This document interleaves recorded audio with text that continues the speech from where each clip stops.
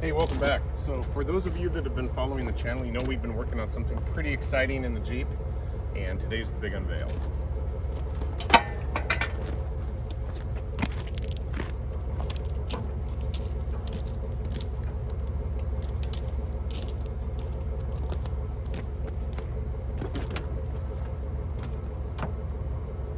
They said it couldn't be done.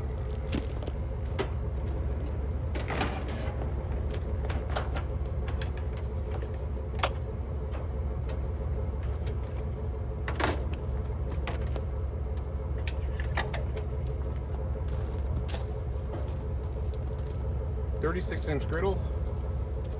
And for those of you with the USO, you know and remember our difficulty when we were cooking for the troops, because our grills, which are just like this, were way down here. And now, look at that beautiful deck height. So, this slides in and out nice and easily. We've got built-in hand washing, a collapsible sink over here. We have onboard hot water, which I'm going to dovetail into this video in a few minutes. The pump's not here yet, so we're still waiting on that. We have free flow water, soap, hand towels for drying your hands, full griddle. Grease trap is on the side now instead of at the end where it pour off into oblivion. We're pretty excited about this. This is going to allow us to go to the mountains and cook for a lot of people with a huge view of the mountain. So today's the unveil. We're excited about this. Now, step 2 today is going to be to season the grill. And we will tune you back in a few minutes and show you how we're going to do that. It's not really interesting, but it's part of the process, so I thought we'd include you in it. Comes back in.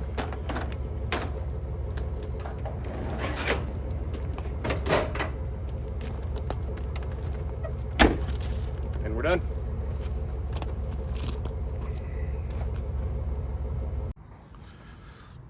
All right, so I figured we'll have some questions on exactly what we did here, so let's cover a few things real quick.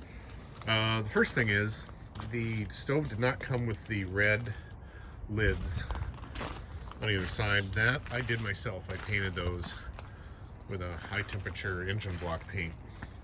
I took and cut the panel out, and then I put in well, I sanded it down with a grinder, and then that is actually door trim that goes on a car door edge, so no sharp edges. And then I cut out a hole for the soap dispenser and mounted that from the bottom. It's pretty simple. Towel rack, riveted that in just like I did the slide hinges, which slide hinges are 500 pound. Those are all riveted to the oven. And then these particular are 34-inch slide hinges. And then they run the full length. And then I have the hinges screwed into the 2x6s, and the 2x6 is screwed to the floor, which is a 2x4 base with a plywood deck. And then of course lateral supports in the back. But because this was so tight, it went right up against the, I got clean in here, it's not clean yet. Went right up against the wheel wells, so the lateral support was added by the wheel wells. So that was kind of nice. Funny point is I was looking at the stove, taking measurements about a year ago, and I wasn't planning on buying it at the time, but there was a dent right here, and I pounded it out a little bit. It was way worse.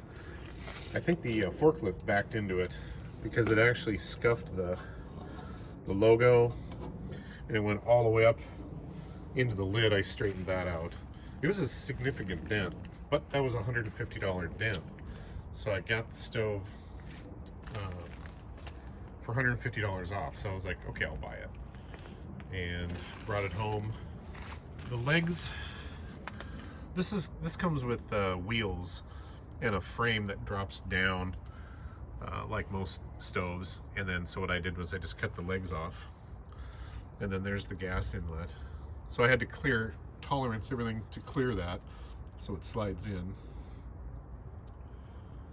But yeah, we got it fabbed out. I had an earlier model of this slide kitchen developed, and it wasn't quite strong enough because this stove's about 110 pounds, and the slide hinges will do 500 pounds closed, and it's half that when they're open, so they'll do 250, and they lock open. So the funny thing is the cost of the stove and those slide hinges exceed what I paid for the Jeep. There's our onboard hot water.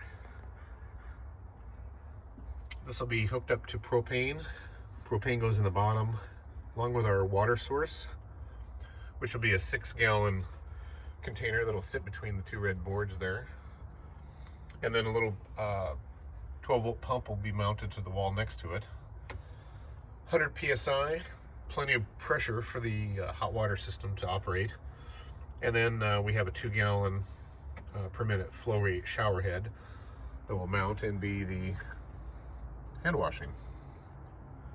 And the faucet will mount down in the void down there, so you can turn the water on and off and then as needed. This is a ventless hot water heater. It doesn't mean it doesn't get hot up there, so we'll see if I have to install some kind of shielding or not tomorrow for my roof so it doesn't melt.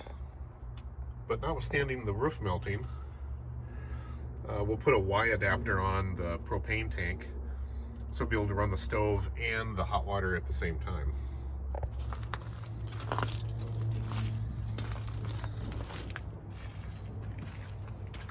There we have it.